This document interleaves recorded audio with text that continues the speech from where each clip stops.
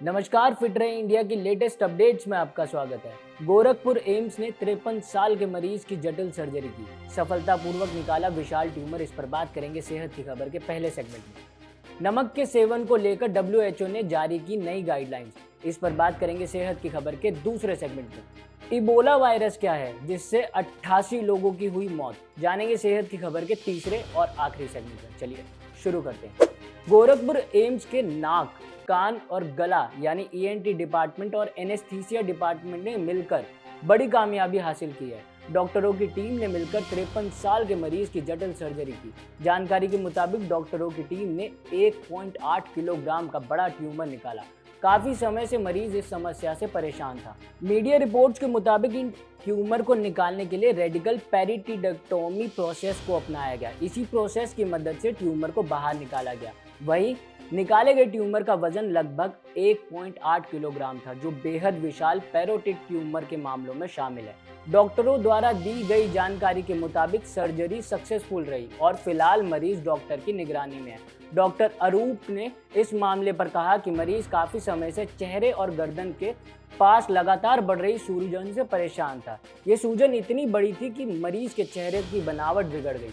Daily के कामकाज में उन्हें परेशानी होने लगी थी। लंबे समय तक इस बीमारी का सामना करने के बाद मरीज अंत में एम्स पहुंचा, जहां सफलतापूर्वक उसकी सर्जरी करके एम्स ने उसका इलाज किया। अब बढ़ते हैं सेहत की खबर के दूसरे सेगमेंट की ओर। विश्व स्वास्थ्य संगठन यानी डब्ल्यूएचओ ने नमक खाने को लेकर एक नई गाइडलाइन जारी की है। इस गाइडलाइंस के अनुसार हम लोग जरूरत से अधिक नमक खा रहे हैं, जो सीधे तौर पर हमारे दिल और किडनी पर अटैक कर रहा है। अब इसे लेकर डब्ल्यूएचओ ने शेक द सॉल्ट हैबिट नाम का एक नया प्लान बनाया। इस प्लान की मदद से लोगों को होने वाली बीमारियों से बचाया जा सकेगा। आइए समझते हैं कि क्या है ये नई गाइडलाइंस। डब्ल्यूएचओ की न्यूट्रिशन एंड फूड सेफ्टी विभाग के डायरेक्टर का कहना है कि अधिक नमक के सेवन से 17 लाख लोगों की हर साल मौत होती है। इसलिए इस शेक पैटर्न को तैयार किया गया है, जिससे हर किसी को अपनाना चाहिए। शेक में एस का मतलब है सर्विलांस, यानी सरकार ये देखे कि लोग कितने नमक का सेवन कर रहे हैं और खाने में कितना नमक डाला जा रहा है। एच का मतलब है हार्नेस इंडस्ट्री, यानी बिस्किट, चिप्स, ब्रेड और सॉस बनाने वाली कंपनियां अपने प्रोडक्ट में नमक बनाने की मात्रा कम करें। ए का मतलब है एडॉप्शन ऑफ स्टैंडर्ड्स, यानी हर पैकेट पर यह साफ तौर पर मेंशन किया जाए कि प्रोडक्ट में कितना नमक है, ताकि ग्राहक समझदारी के साथ उसे सिलेक्ट कर सके। के का मतलब है नॉलेज, यानी आम जनता को अलर्ट करना, उन्हें यह बताना कि अधिक नमक का सेवन सिर्फ बीपी ही नहीं बढ़ाता, मौत का कारण भी बनता है। ई का अर्थ है इन्वायरमेंट, यानी स्कूल, हॉस्पिटल, सरकारी कैंटीन में कम नमक वाला खाना अनिवार्य करना। हालांकि ये पहली बार नहीं है जब इस तरह की गाइडलाइंस डब्ल्यूएचओ ने बनाई है। इससे पहले भी बनाई गई है, लेकिन पहले बनाए गए नियम उतने सख्त नहीं थे। पुरानी गाइडलाइंस में नमक कम करने के साथ साथ पोटेशियम वाले खाने को बढ़ाने की सलाह दी गई थी, ताकि ब्लड प्रेशर कंट्रोल में रहे। वहीं अब पुरानी गाइडलाइंस के मुकाबले अब नए नियम और कड़े कर दिए गए हैं, ताकि दुनिया भर में नमक के इस्तेमाल को 2030 तक 30% तक कम किया जा सके। डब्ल्यूएचओ के अनुसार एक अडल्ट व्यक्ति को पूरे दिन में 5 ग्राम यानी एक छोटे चम्मच से भी कम नमक खाना चाहिए। इससे ज्यादा मात्रा में सेवन सेहत के लिए नुकसानदायक हो सकता है। दरअसल अधिक नमक खाने से high blood pressure, heart attack और स्ट्रोक, किडनी की बीमारी, हड्डियों का कमजोर होने की समस्या का शिकार हो सकते हैं। इसलिए इस तरह की चेतावनी दी गई है। नमक को लेकर क्या नियम होना चाहिए? ये भी बहुत ज़रूरी है और इसको हमें आंसर करना चाहिए।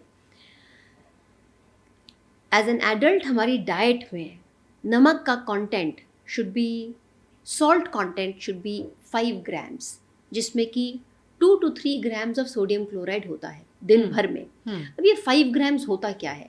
आपके घर में जो सबसे छोटा चम्मच है वो 5 ग्राम्स का होता है, जिसको हम टीस्पून बोलते हैं जी। उसमें 2 से 3 ग्राम सोडियम क्लोराइड है और उतना ही रहना चाहिए। आप ये आश्चर्यजनक होंगे कि हमारे घर में जब कुक आके खाना बनाते हैं, एक जब दाल बनाते हैं तो उसी में शायद 2 चम्मच नमक डाल दिया जाता है, सब्जी में 3 चम्मच। और हम नमक की मात्रा बहुत ज़्यादा खाते हैं। लोगों को लगता है कि मैं नमक खा लूँ फिर मैं बीपी की दवाई खा लूँ। नो, नमक को पहले कंटेन करिए। और उसका भी मैं एक सोल्यूशन हमेशा बताती हूँ कि अगर आप मील खाते हैं अपने ब्रेकफास्ट, लंच एंड डिनर, आप कोशिश करिए कि आपका एक मील नमक के बिना हो. It is possible. Have a breakfast which has some milk, some almonds, some fruit. आपको नमक की ज़रूरत नहीं है. लोग तो फ्रूट पर फ्रूट चाट मसाला. हाँ, तो फ्रूट हुआ, दही हुआ, जी. सैलेड हुआ, इस पे आपको नमक की मात्रा बिल्कुल नहीं होनी चाहिए. सो नमक को कंटेन करना बहुत इम्पोर्टेंट है. अब बढ़ते हैं सेहत की खबर के तीसरे सेगमेंट की ओर. अफ्रीका के कांगो में इस समय इबोला नाम का वायरस अपना प्रकोप फैला रहा है. हालांकि इस पर रोक लगाने की पूरी कोशिश की जा रही है. अब इस मामले पर अफ्रीका रोग नियंत्रण रोकथाम केंद्र यानी अफ्रीका CDC की ओर से रिपोर्ट जारी हुई. इस रिपोर्ट के मुताबिक इतुरी प्रांत में अब तक इस वायरस के 300 से अधिक संदिग्ध मामले सामने आ चुके हैं. इतना ही नहीं, इसी वायरस की चपेट में आने से 88 लोगों की मौत भी हो चुकी है. इस वायरस के तेजी से फैलने के कारण WHO ने इंटरनेशनल हेल्थ इमरजेंसी लगा दी. उधर जानकारी मिलते ही हेल्थ एजेंसियों को इन बात का डर है कि अगर इसे समय रहते रोका नहीं गया तो वायरस तेजी से आसपास के देशों में भी फैल सकता है.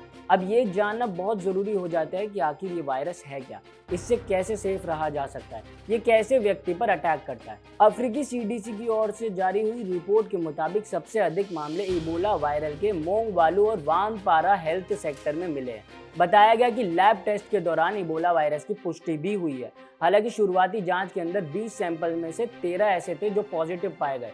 अब जान लेते हैं कि आखिर इबोला वायरस है क्या. तो बता दें कि ये बेहद खतरनाक वायरस है जिसका अगर व्यक्ति शिकार हो तो उसकी जान भी जा सकती है. दरअसल संक्रमित व्यक्ति के खून, उल्टी, पसीने या फिर अन्य फ्लूइड्स के संपर्क में वायरस तेजी से फैल सकता है.